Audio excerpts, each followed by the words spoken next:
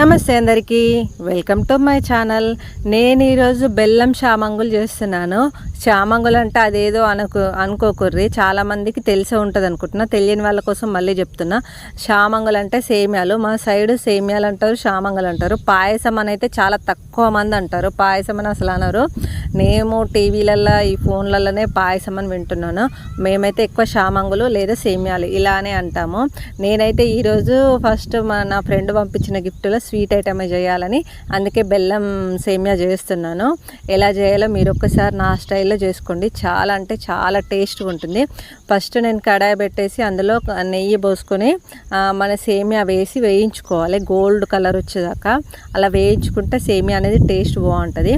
వేయించుకున్నాక ఆ సేమియా ఉడికే అన్ని కొన్ని నీళ్ళు పోసుకోవాలి. ఆ సేమియా మునిగేంత వరకు వాటర్ పోసుకొని అది 50% ఉడికించుకోవాలి. ఎందుకంటే అట్లా వాటర్ పోసుకొని ఉడికించుకోవడం వల్ల సేమియా చల్లారిన తర్వాత కూడా గట్టిపడదు. ఇప్పుడు మామూలుగా మనం పాలల్లో సేమియా వేసుకొని చేసుకుంటే చల్లగైనాక అది గట్టిపడుతుంది. ఇలా చేస్తే మీకు గట్టిపడదు. చల్లగైనాక కూడా చాలా టేస్ట్గా ఉంటుంది, లూజ్గానే ఉంటుంది.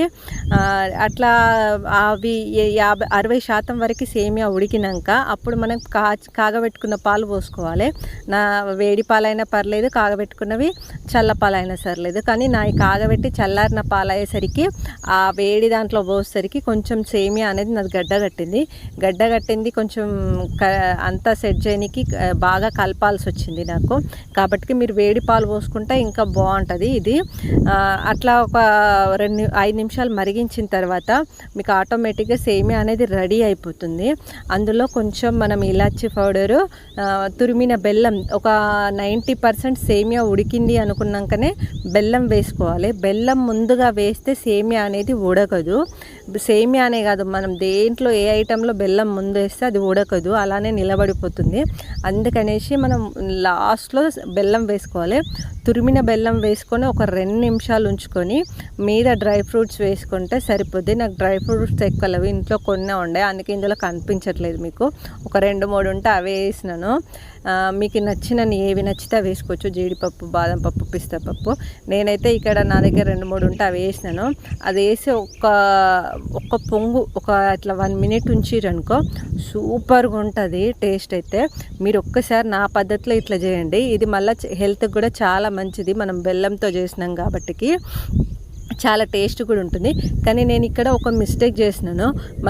మా పిల్లలు ప్యాకెట్ తెచ్చారు, సేమియా ప్యాకెట్. అది చిన్నదా పెద్దదా చూసుకోకుండా చేసేసరికి నాదేమైందంటే క్వాంటిటీ ఎక్కువైపోయింది, గిన్నె చిన్నదైపోయింది. అట్లా కొంచెం ఇబ్బంది అయింది. కాకపోతే టేస్ట్ మాత్రం సూపర్గా ఉంది. మా ఇంట్లో మేమైతే బాగా తిన్నాము, నేను మా పిల్లలు. కాబట్టి మీరు కూడా ఒకసారి నా స్టైల్లో చేసుకొని చూడి, ఎలా వచ్చిందో కామెంట్ చేయండి ఖచ్చితంగా.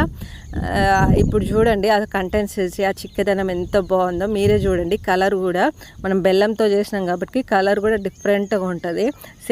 మన చక్కెరతో చేస్తేనేమో తెల్లగా ఉంటుంది, బెల్లంతో చేసినాం కాబట్టి కొంచెం కలర్ డిఫరెంట్గా ఉంది. ఇట్లా సర్వ్ చేసుకొని తింటే సూపర్గా ఉంటుంది. నా వీడియోస్ కనుక నచ్చినట్టయితే, లేదంటే ఇలాంటి మరెన్నో వీడియోస్ కోసం ప్లీజ్ నా ఛానల్ని సబ్స్క్రైబ్ చేసుకొని లైక్ చేయండి, వీలైతే కామెంట్ చేయండి, షేర్ చేయండి. Thank you.